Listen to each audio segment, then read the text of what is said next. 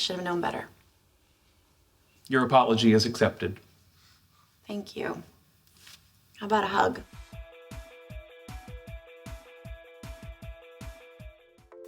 Number 20, Penny knocks 3 times.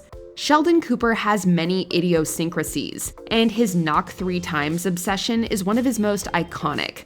But as some fans might remember, he isn't the only one who does a triple knock. Penny also gives it a whirl on a couple of occasions. Sheldon's reactions, while quite different, are both very funny.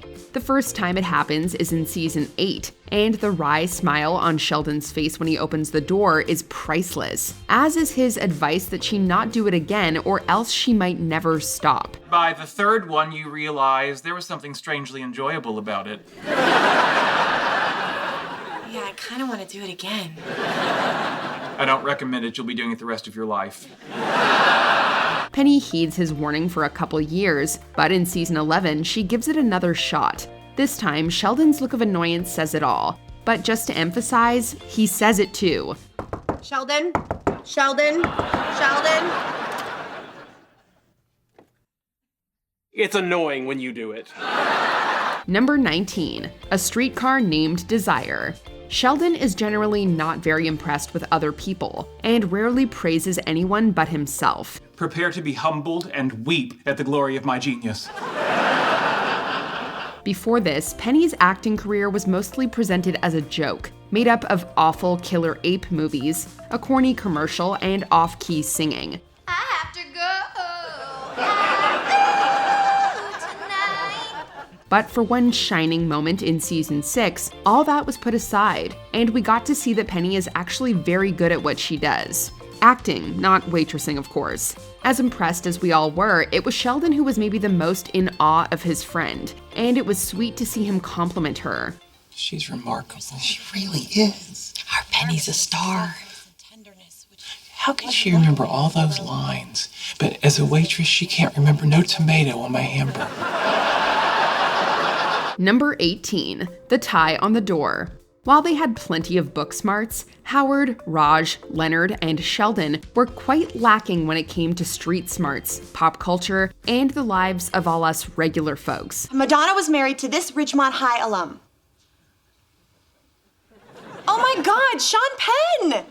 How do you know these things? I go outside and I talk to people. That was until Penny came into their lives.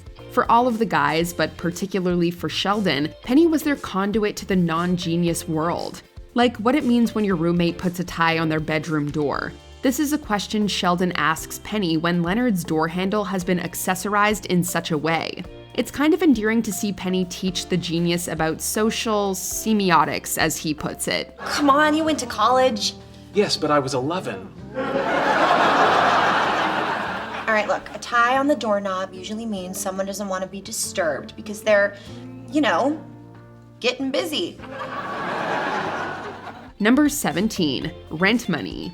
As a waitress/struggling actress, Penny was often living paycheck to paycheck. But sometimes those paychecks weren't enough to cover all of her expenses, as was the case in season 2's The Financial Permeability.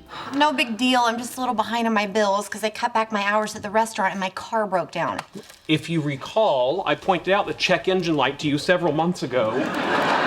Penny lays out her financial woes on Sheldon, and while it doesn't take a genius to figure out that she needs more money, it does take a genius to lend it to her. Without any hesitation at all, Sheldon breaks out his hidden stash of cash and offers it up to Penny, who, with a little hesitation, accepts the help. Look, Sheldon, honey, I don't want things to be weird between us.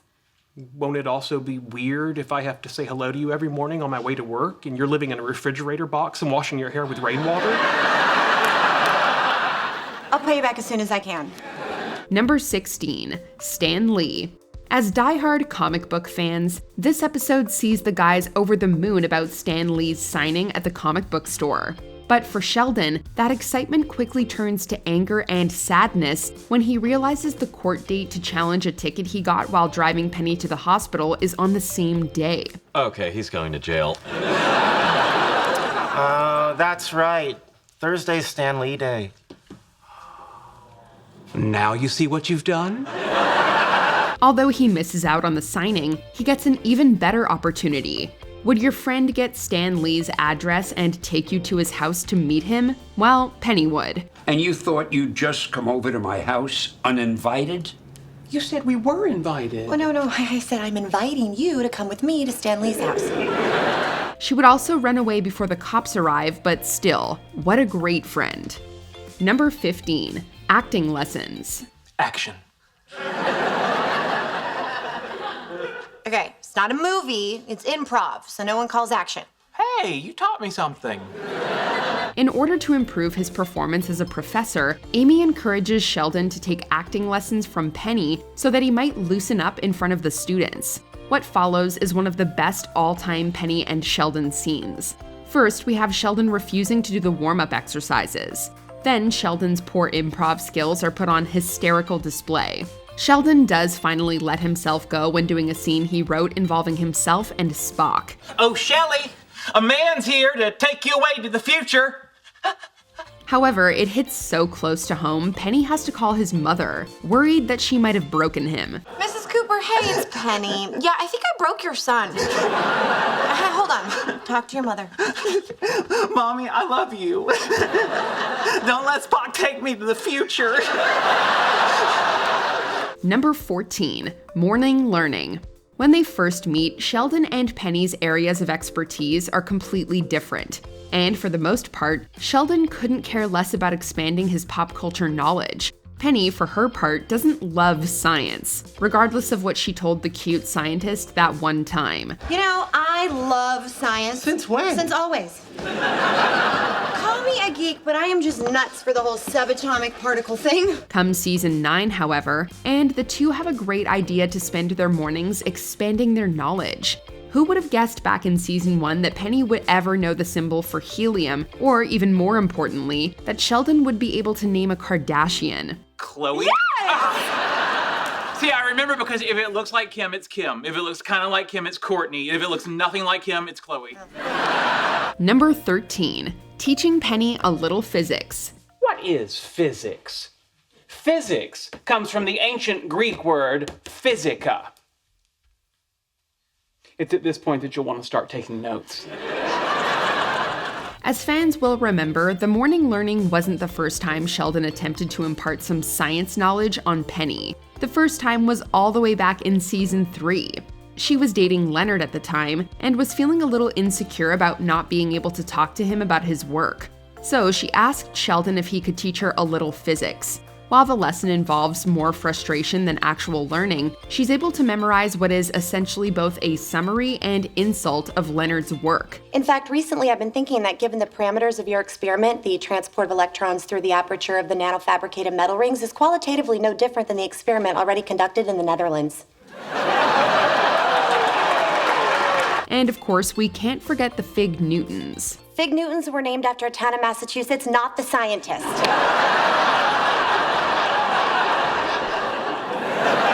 Number 12, Penny quits her job. Although Penny never really makes it as an actress, she did try for years to get her career going, one time going so far as to quit her waitressing job in order to devote all her energy to her dream. Great, because I've been thinking, if I really want this acting thing to work, I need to focus all my energy on it. And to do that, I should quit waitressing at the Cheesecake Factory. This was a move that didn't sit well with Leonard, who was much more pragmatic and careful with his life choices. While he tried to keep those thoughts to himself, he just couldn't keep from letting his disapproval be known.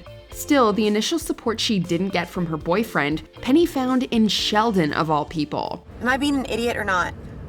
No, I don't think you are. Really? The best way to achieve a goal is to devote 100% of your time and energy to it. As confident as she was in the move, it was also admittedly scary, and that vote of confidence from her friend really meant a lot. Number 11, when Leonard is at sea.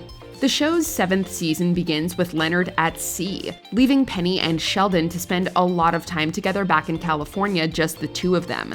During one of their many evenings together, the two friends eat, play 3D chess, and have an emotional breakthrough that only helps to deepen their understanding of each other. YouTube changed its user interface from a star-based rating system to a thumbs-up rating system. I tell people I'm okay with it, but I'm really not. In fact, what seems on the surface to be a rather silly revelation by Sheldon leads to an even bigger admission, a strengthening of their friendship, and maybe best of all, a hug. I'm really sorry. I should have known better. Your apology is accepted. Thank you. How about a hug? How about a hearty handshake? Come on. Number 10, the first soft kitty. Soft kitty, warm kitty.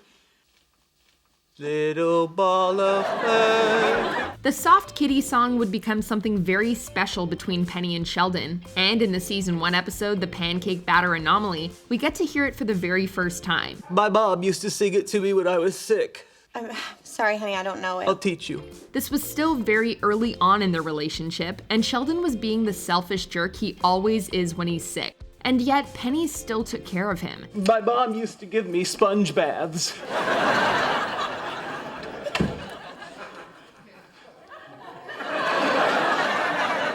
Okay, ground rules. No sponge baths and definitely no enemas. Singing Soft Kitty and rubbing Vapo Rub counterclockwise on someone's chest can be quite the bonding moment between two people, as it was in this case for Sheldon and Penny.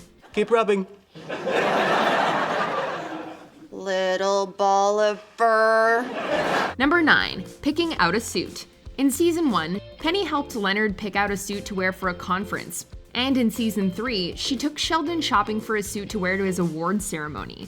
It'll give you confidence. You know, sometimes when I'm feeling all stressed out about something, I go out and buy a cute top or a fun skirt, and I have a whole new outlook on life. The montage that follows is a wonderful Sheldon and Penny moment as his choices get more and more ridiculous until he finally tries on the simple black suit that she suggested.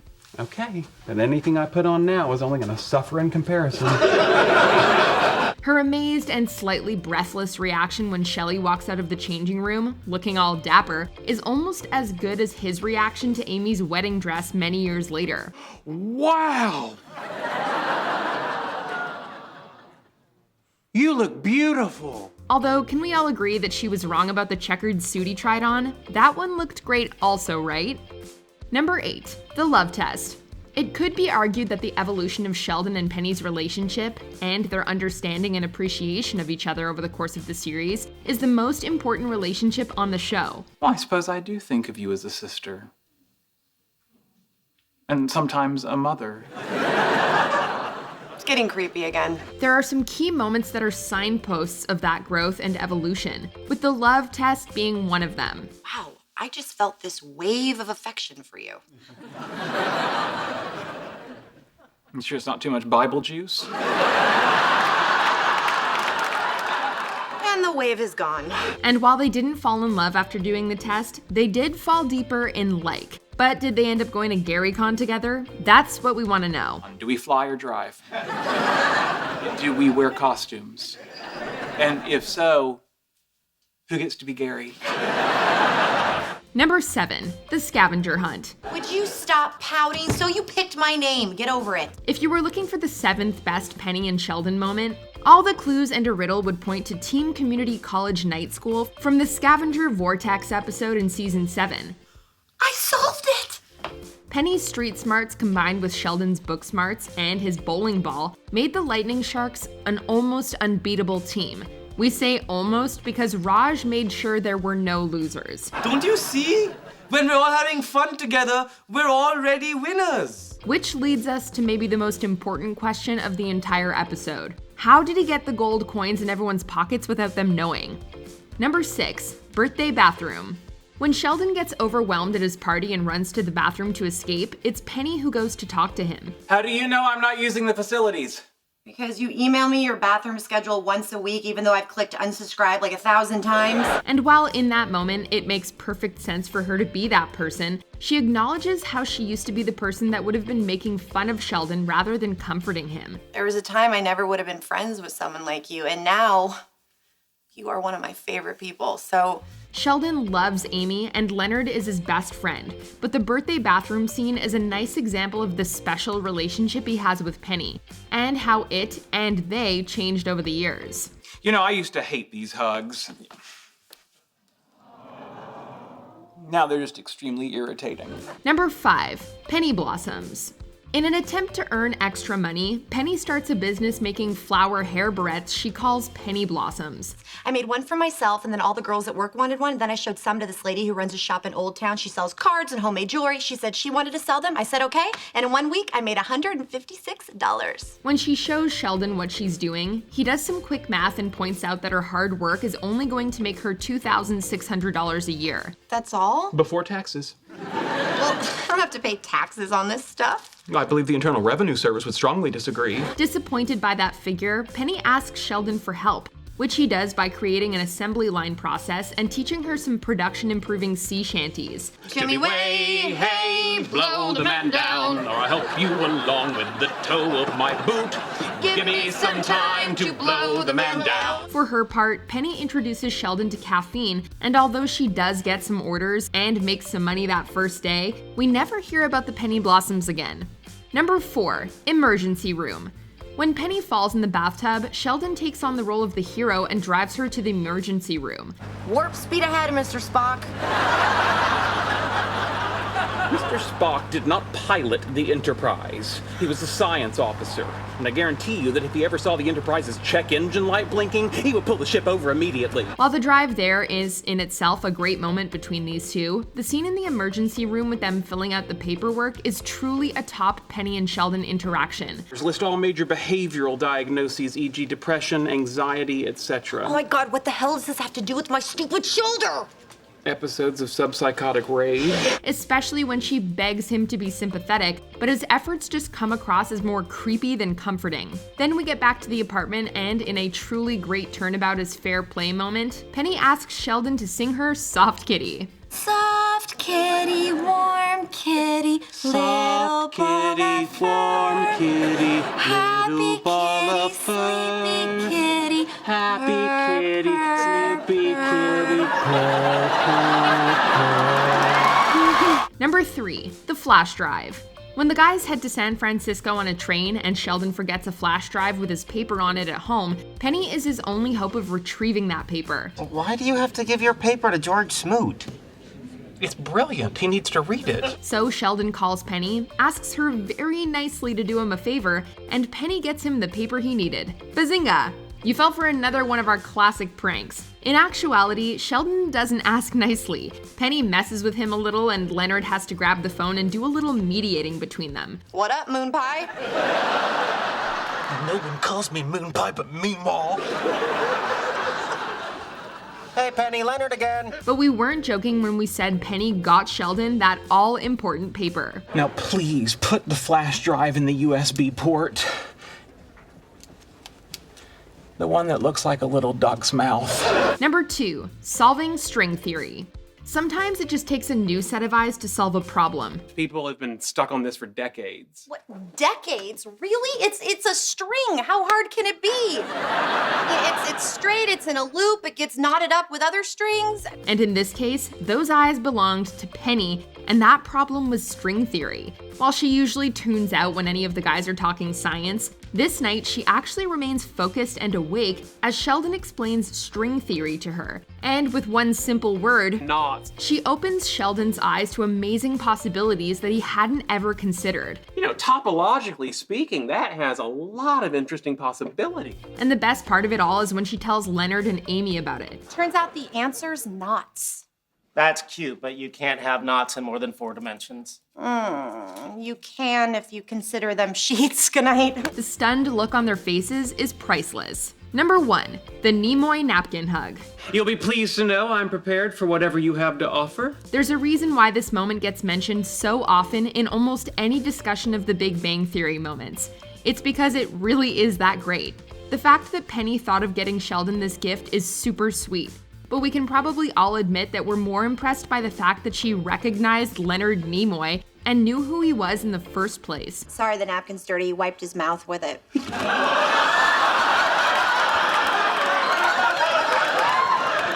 I possess the DNA of Leonard Nimoy. Then there's Sheldon's overwhelmed reaction, which is not only amazing, but it also brings us to the hug. It's a display of affection that, even in season 2, we could all recognize for just how special it was. Leonard, look, Sheldon's hugging mean? It's a Saturnalia miracle. Do you agree with our picks? Check out this other recent clip from Ms. Mojo and be sure to subscribe and ring the bell to be notified about our latest videos.